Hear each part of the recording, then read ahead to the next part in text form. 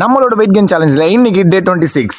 இன்னைக்கு வீடியோவில் எக் புர்ஜி எப்படி செய்யறதுன்னு பார்க்க போறோம். மறக்காம ஸ்கிப் பண்ணாம பாருங்க. மார்னிங் ஏஞ்சதும் நம்மளோட பிரேக்ஃபாஸ்ட் அழகா சாப்பிட்டு வீடியோ ஷூட் பண்ண ஸ்டார்ட் பண்ணிட்டேன். ப்ரோட்டீனுக்கு 50 கிராம்ஸ் மில் மேக்கரை பாயில் பண்ணி எடுத்துக்கோங்க. தென் அடுப்புல ஒரு பேனை வச்சுட்டு அதில் ஒரு டேபிள் ஸ்பூன் கீயை போட்டுக்கோங்க. தென் ஒரு வெங்காயம் ஒரு தக்காளி கட் பண்ணி போட்டுக்கோங்க.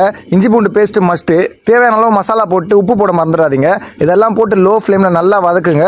தென் நம்ம பாயில் பண்ணி வச்ச மீல் மேக்கர் அதில் போட்டு ஒரு 100 ml தண்ணி ஊற்றிக்கோங்க. ஃபைனலாக 3 முட்டையை உடச்சி ஊற்றிக்கோங்க. தென் லோ ஃப்ளேம்ல ஒரு 20 மினிட்ஸ் நல்லா ட்ரை ஆகுற வரைக்கும் குக் பண்ணி எடுத்துக்கோங்க. அவ்வளவுதான் எக் புர்ஜி ரெடி. தென் மதியம் லஞ்சுக்கு டைம் ஆயிடுச்சு. ஸோ வாங்கிட்டு வந்து 250 கிராம் சிக்கனை ஃப்ரை பண்ணியாச்சு.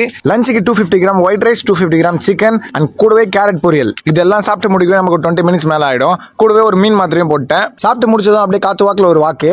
ஒன்னு சொல்றேன் நண்பா, லைஃப்ல பிரச்சனைகள் பல விதத்துல வரும். எல்லாத்துக்குமே நீங்க ரியாக்ட் பண்ணிட்டு உட்காந்துட்டு இருந்தீங்கன்னா உங்களோட டைம் தான் வேஸ்ட். ஊற வச்சாதான் ஊருக்கா, நொந்து போனாதான் லைஃப். சோ நீங்க எதை பத்தியும் கவலைப்படாத, உங்களோட வேலையை நீங்க சிறப்பா செஞ்சுட்டு போயிட்டே இருங்க. தென் ப்ரீ ஒர்க் அவுட் ஒரு காஃபி நம்ம டேரக்டா ஜிம் போயாச்சு. எனக்கு பர்சனலா மார்னிங் ஒர்க் அவுட்டோட ஈவினிங் ஒர்க் அவுட் தான் பிடிக்கும். பிகாஸ் ஈவினிங் ஒர்க் அவுட் போடும்போது நான் ஒரு மாதிரி காமன் கம்போஸா ஃபீல் பண்ணுவேன். எக் புர்ஜி ரெசிபி உங்களுக்கு பிடிச்சிருந்தா கீழே கமெண்ட் செக்ஷன்ல சொல்லுங்க. இன்னைக்கு டின்னரோட டே முடிக்கிறேன். நாளைக்கு பார்ப்போம். பைடா பாய்ஸ்.